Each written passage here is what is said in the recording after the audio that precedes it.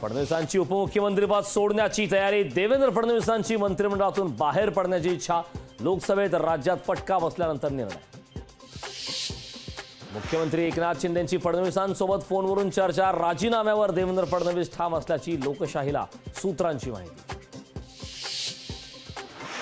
देवेंद्र फडणवीस राजीनामा देणार नाहीत आणि मंत्रिमंडळातही कायम राहतील, फडणवीस समर्थकांचा विश्वास। नरेंद्र मोदींचे शिष्य असलेल्या फडणवीसांचं राजीनाम्याचं नाटक, राजीनामा देऊन योगींचा बळी घेण्याचा डाव, संजय राऊतांची वेगळी थेअरी।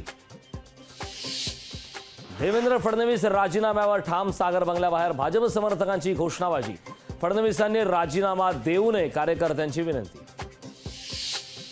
दिल्लीत सरकार स्थापनेच्या हालचालींना वेग, मोदीच पुन्हा देशाचे पंतप्रधान होणार, संसदीय गटनेतेपदी मोदींची नियुक्ती।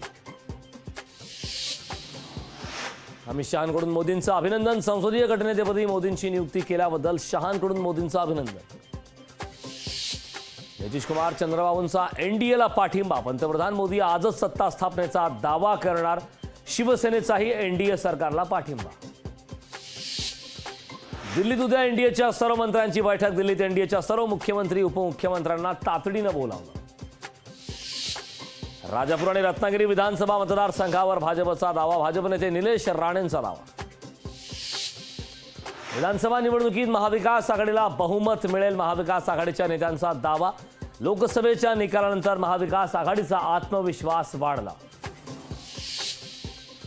अजित पवारांसोबतचे 10 आमदार घरवापसीच्या तयारीत, अभिनंदनाच्या निमित्तानं सुप्रिया सुळेंशी संवाद, 10 आमदारांनी सुप्रिया सुळेंशी संपर्क साधल्याची माहिती।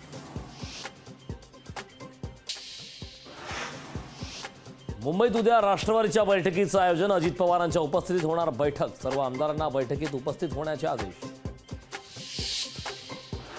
रक्षा खडसेंनी एकनाथ खडसेंचे घेतले आशीर्वाद, लोकसभेच्या उमेदवार रक्षा खडसेंनी विजयानंतर घेतली एकनाथ खडसेंची भेट। संकटमोचक गिरीश महाजनांचे परिश्रम कमी पडले, जळगाव जिल्ह्यानं भाजपची लाज राखली, भाजपच्या उत्तर महाराष्ट्रातील पराभवावर खडसेंचं वक्तव्य। हिंगोलीत नागेश पाटील आष्टीकरांच्या अभिनंदनाचे बॅनरवरून महाविकास आघाडीच्या 2 नेत्यांचे फोटो गायब। प्रवीण पोटे यांचा अमरावती भाजप शहराध्यक्षपदाचा राजीनामा, नवनीत राणांच्या पराभवाची जबाबदारी स्वीकारत राजीनामा। फडणवीसांनी अनेक पक्ष फोडली, काही लोकांची घरं फोडली, देवेंद्र फडणवीसांनी राजकारणातून निवृत्ती घ्यावी, बळवंत वानखडेंची देवेंद्र फडणवीसांवर टीका।